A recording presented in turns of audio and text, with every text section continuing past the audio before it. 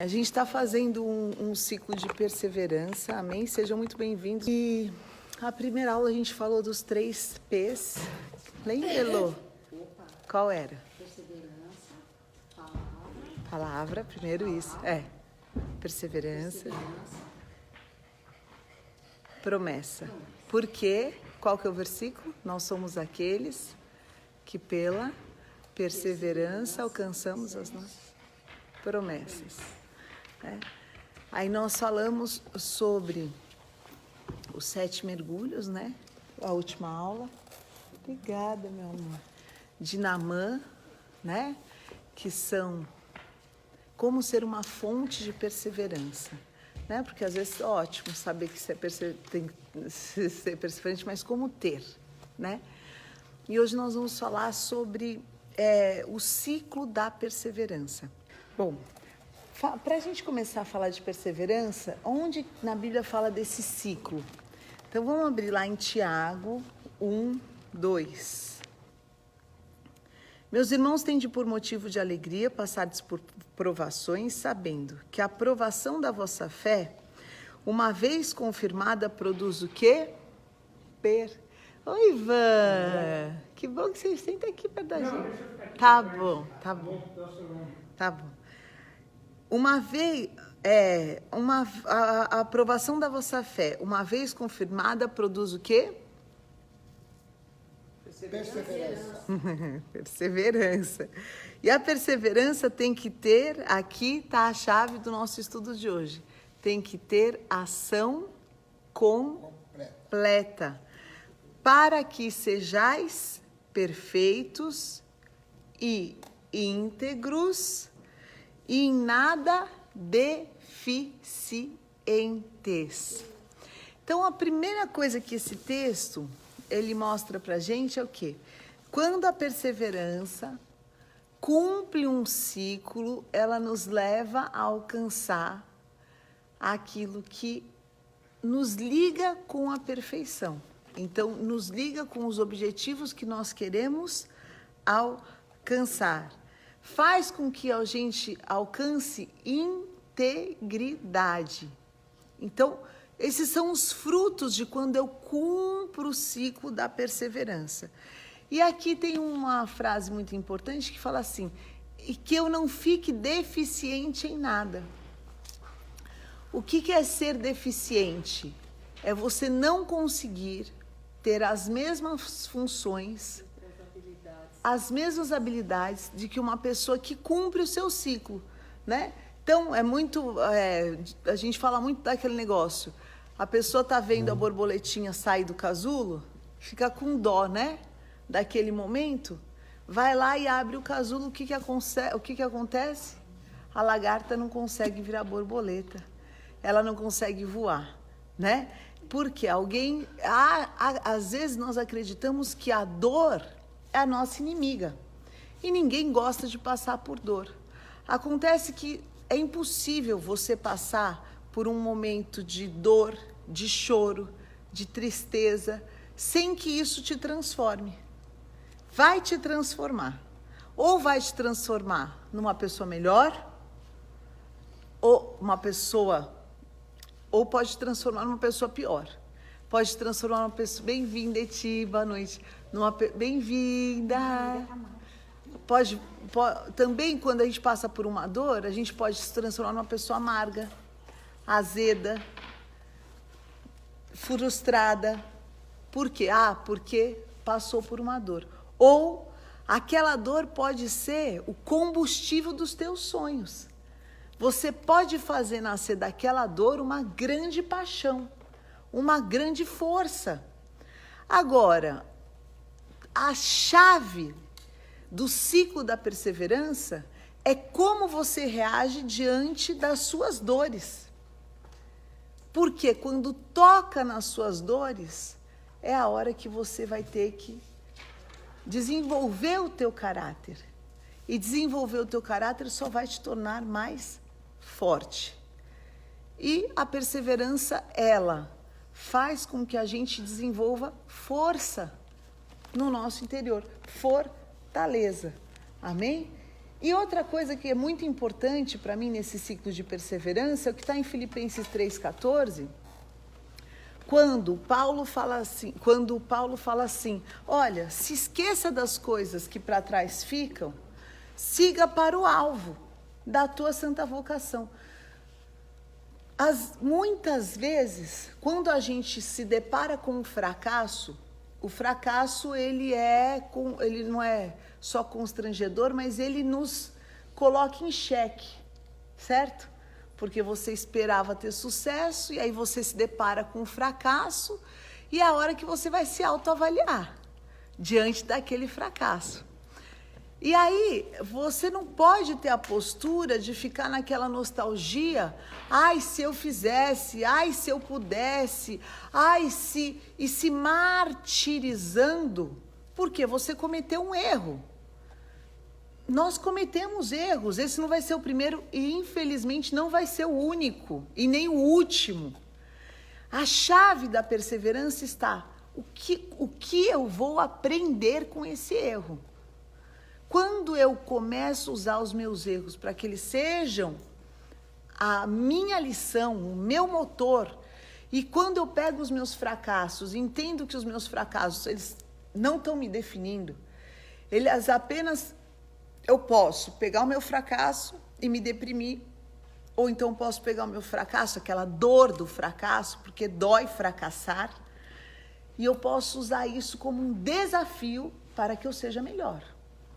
Quer dizer, eu fracassei dessa vez, mas eu vou continuar tentando até que eu seja melhor, até que eu cresça, né? Até que eu possa, como o Davi fala, com meu Deus eu salto muralhas.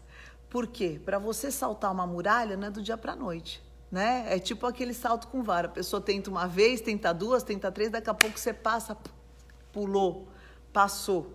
Mas, se você não rompe com esse, que o americano chama do breakthrough, né? O que é um breakthrough? É você bater tantas vezes naquela impossibilidade, ou naquela dificuldade, ou naquela parede, que uma hora você rompe com ela. E você alcança o quê? O teu breakthrough. Então, esse romper, né? Então, quem que hoje a gente vai estudar que cumpriu o seu ciclo de perseverança? Que a perseverança deve ter a ação completa. Cadê a K? A K está aqui. Ela deve ter a ação completa. Então, para que a perseverança tenha ação completa, ela precisa cumprir um ciclo. Às vezes a gente acha, vou perseverar. Mas não adianta você perseverar um dia só. A perseverança é um processo, é uma caminhada, né? E ela tem que ser constante. Quem consegue perseverar? Aí a gente falou os momentos na aula passada e hoje a gente vai falar desse ciclo. Então, Isaac, o que aconteceu? Isaac tinha acabado de sair de um grande fracasso. Imagina só, ele tinha passado lá pelo reino, no Egito, e o faraó se encantou com a mulher dele.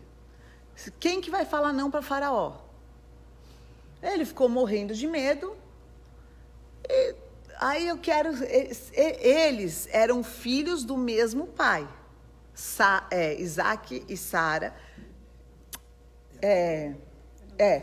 Filhos do Abraão e Sara, filhos do mesmo pai.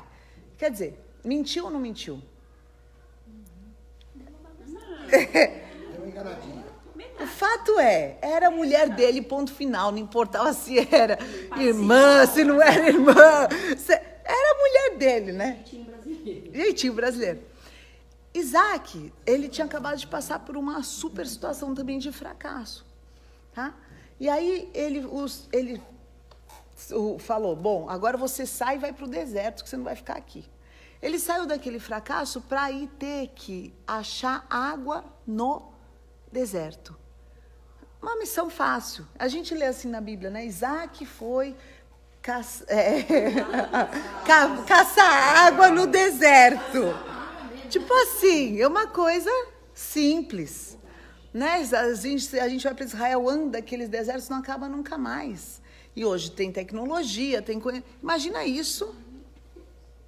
E ele vai, vamos para Israel. Nós vamos todo mundo, em nome. Pode tomar posse. Ó, pode acreditar. Israel não é para quem pode, é para quem crê. Porque eu só ouço quem vai lá, é só milagre. É só milagre. Todo tipo de milagre que você pode imaginar, tá lá. A pessoa foi porque Deus fez um milagre, né? Claro que a minoria vai porque pode, mas na maioria vai porque crê, né? Então, se tem o desejo do teu coração, coloca diante do Senhor. Bom, Gênesis 26, Isaac sai para cavar os poços. E ele não tinha para onde voltar, gente. Ele passou por terras inimigas e o povo queria mais era matar ele. E ele precisava cavar os poços. Então, se você ler, eu não vou ler todo o texto, mas você pode ler depois. Gênesis 26, do 18 ao 30, tá? Bom, ele foi e cavou um, cavou dois. A gente vai falar sobre todos esses poços. E, por fim, o Senhor aparece para ele aqui, ó. O versículo não veio, acredito que é 30. E diz assim: eu sou o Deus de Abraão, teu pai. Não temas, porque eu sou contigo. Eu vou te abençoar e eu vou te multiplicar por amor a Abraão, o meu servo. E ali então Isaac edificou um altar ao Senhor e armou a sua tenda. E ali eles cavaram mais um poço. Tá. Nesse processo todo, Isaac começa a cavar o primeiro poço. O primeiro poço que ele cava foi em Gerar. Quando ele chega em Gerar e cava o primeiro poço, o que acontece? É o primeiro ciclo da perseverança. Então, versículo 18. Tomou Isaac a abrir os poços que se cavaram nos dias de Abraão, seu pai, e porque os filisteus haviam entulhado depois da morte de Abraão. E lhes deu os mesmos nomes que seu pai havia dado. Então, o primeiro era Gerar. Qual que é o primeiro obstáculo da perseverança? Sonhos interrompidos. O que são poços entulhados? Quem já recebeu entulho em cima do teu sonho? Todo dia. Tem pessoas que adoram jogar entulho em cima da gente. A pessoa não pode ver a gente bem. Eu tô me sentindo uma caçamba ultimamente. É quase que uma caçamba de lixo, tia. A pessoa não pode ver a gente bem, que ela dá um jeitinho de jogar um entulhozinho. Vem dar uma pesada e, sem perceber, pode ir.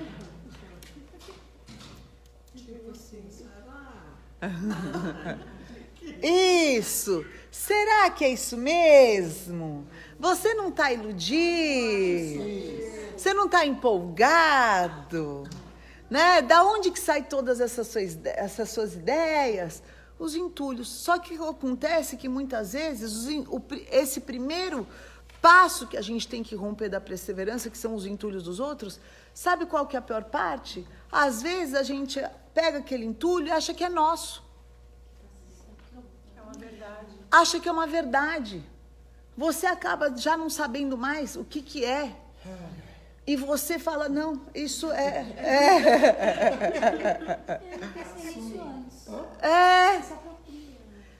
Não, e você fala, puxa, se essa pessoa, porque normalmente é alguém que tem acesso a gente, né? Tem acesso aos seus sonhos, aos projetos. Exato. Se essa pessoa está pensando isso, puxa, eu preciso respeitar essa opinião.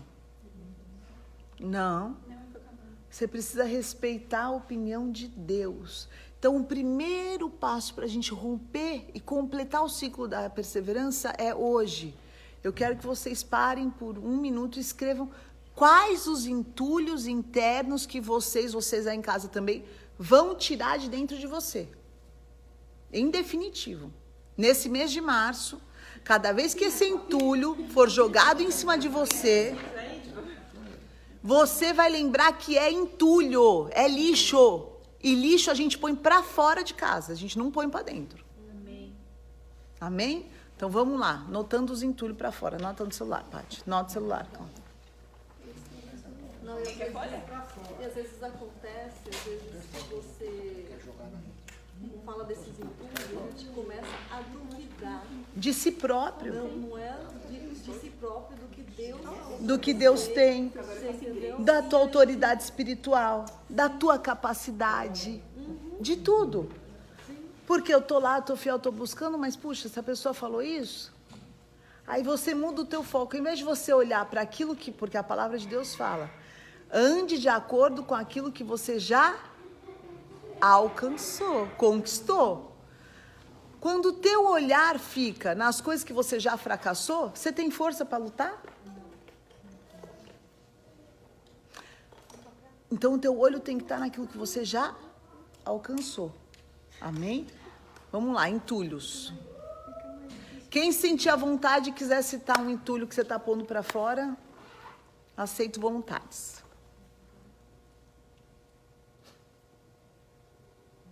Pode falar um. Insegurança é um entulho. Insegurança é um entulho porque ela anula as tuas conquistas. Você sabe quais são tuas conquistas, não são? Cada vez que você é assolado com a insegurança, quer dizer que você está anulando tudo aquilo que você conquistou na vida. Peraí, você virou uma Zé Mané do dia para a noite? Nunca fez nada. Não consegue andar e respirar? Não. E aí você observar qual foi o entulho que causou essa insegurança, que é a base desse entulho. Porque você se tornou, a insegurança foi consequência de um entulho, de alguma coisa que você deixou entrar. E aí tornou insegurança, tornou ansiedade. Ela é um sintoma. Ela é um sintoma. Fala, pastor.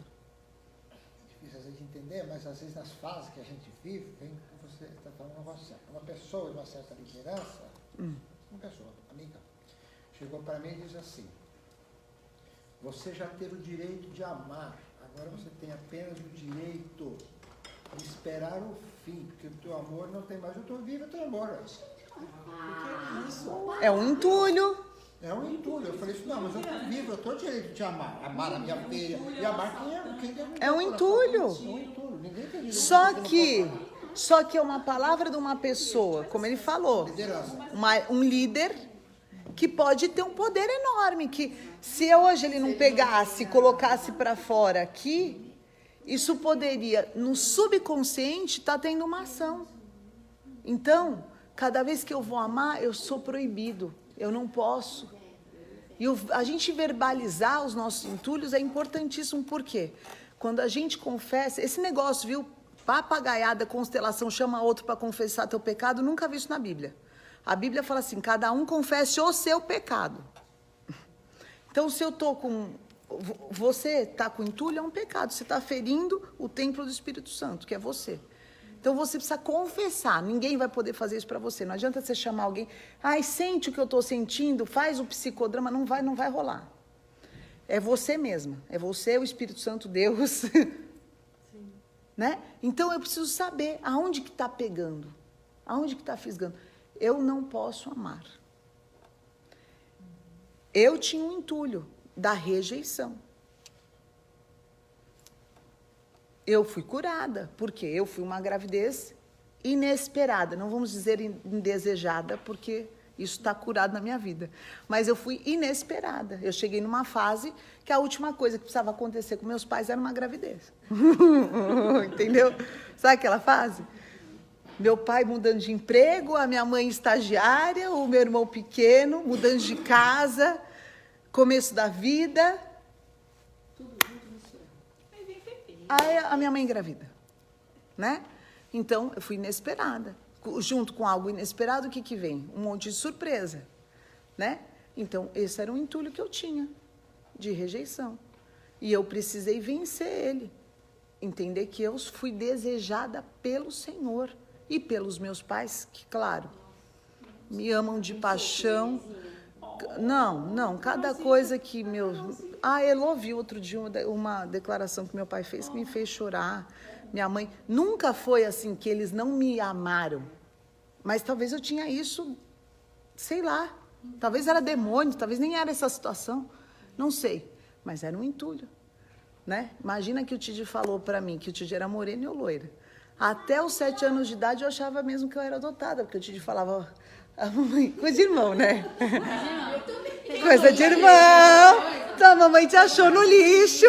E eu nunca questionei, eu achava mesmo. E eu ficava, nossa, que dia que a minha mãe vai me contar que ela me achou no lixo?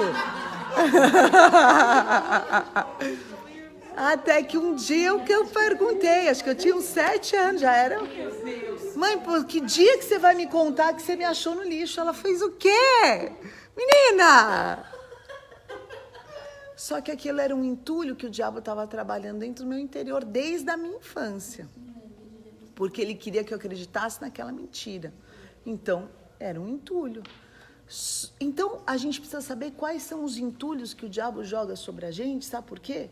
Porque se você não trata, se você não sara, se você não cuida, se você não limpa, aquela sujeira, ela apodrece, ela cria raiz de amargura. E raiz de amargura, ela gera podridão. Aí, ao invés da pessoa crescer com a luta, o que ela fica? Amarga. O que a pessoa amarga é? Invejosa, caluniadora, fofoqueira, né? Esse negócio, fuxico gosta, misericórdia, gente, fuxico gosta. Fuxico já é coisa do inferno em si. Ainda põe o gospel atrás, a maior heresia que eu já vi na minha vida. Essa pessoa devia ter uma conversa com o Espírito Santo a sós, tipo tete a tete. Como é que tem a ousadia de associar duas coisas numa mesma frase, Senhor? É uma heresia. Desde quando que existe uma coisa santa numa coisa suja dessa? Não é? Então, são coisas que a gente precisa... A pessoa que ocorreu aqui, tá? Um parênteses. Nada contra os profissionais que trabalham tudo, mas é uma coisa que na minha cabeça não cabe. Enfim, o que acontece é o seguinte, se você não vence essa dor, se você não resiste, se você não cumpre esse processo, o primeiro é o teu entulho, não tem lugar para brotar água limpa. A água vai sair contaminada. Cada vez que romper uma fonte de água viva dentro de você, logo o entulho vem e sufoca e mata. Aí a pessoa fala assim, mas eu estou na igreja e nada está acontecendo. Responsabilidade tua. Porque só você sabe o que está no teu coração. Você precisa se abrir, descascar, tirar a máscara, rasgar as vestes e falar, Senhor, é isso aqui, ó, isso aqui que eu sinto, isso aqui que dói, isso aqui que entulha, me cura. É importante também, isso, porque a gente também esquece, quando você estava falando aí, eu lembrei, quando a gente esquece que a gente é entulho na vida das pessoas. Você também. Minha irmã é branquinha como você, eu passei desde que ela nasceu, porque me diziam que ela roubou o meu lugar, e eu passei o tempo todo. Agora que eu estou pensando que eu devo perdão a ela, porque eu passei a infância inteira tentando matar ela, ela tomada e tudo, porque ela fez, roubou tudo que ela não era horrível. Eu dizia que ela era adotada, que era tudo, fazia tudo. E aí, agora eu estou pensando em tantos problemas que ela tem hoje, quer dizer, desde a infância ela veio porque ela era diferente, ela era loira, ela era diferente de dizer que ela era adotada. Tudo. Isso é um ponto muito importante. Eu adoro o Espírito Santo. Eu adoro o Espírito Santo, porque quando a gente ministra, ele vai ministrando no nosso interior, dentro do que a gente precisa. Então, Cá, você vai sair daqui amanhã e eu te envio para que você peça perdão e libere a vida dela disso. Porque isso são coisas que vão aprisionando a nossa vida espiritual sem a gente saber. Não sabe. Você está falando, eu estou pensando umas coisas aqui, eu estou aqui, ó. E tantas coisas que eu tenho passado e já passei, vai saber tudo lá atrás, na infância. E quanta gente que está com esses entulhos. Então, o que o Espírito Santo de Deus faz? Ele não vai trazer a lembrança a algo para te condenar, tá? Porque não é... A palavra de Deus fala, o meu jugo é leve, o meu fardo é suave. E que sobre nós não existe nenhum peso de condenação, porque isso foi rasgado na cruz. Mas por que ele traz a lembrança? Para que você seja curado. Não é para que você fique no peso da acusação, da religiosidade, se martirizando porque eu errei. Amém. É isso? por isso que eu li esse segundo texto. Olhando para o... Esquecendo-me das coisas que para trás ficam, sigo para o alvo. O Senhor traz a lembrança, eu faço uma cura com o Espírito Santo, eu trato, vem a minha consciência, então eu já tenho consciência que isso não é agradável a Deus, que eu não vou praticar isso, não vou receber isso, e aí eu sigo para o alvo, para a minha santa vocação. Porque esse negócio de ficar toda hora você remoendo o passado só vai te destruir. E o nosso ciclo é para frente, nosso espiral é positivo. Amém? Porque senão tem gente que pega aquela situação desse tamanho e faz o espiral negativo, até que a pessoa definha e se acaba, né? O nosso não, a gente pega uma coisa pequena, amém, vence, vai crescendo, vai crescendo, vai crescendo, até que isso vira um movimento que nos carrega.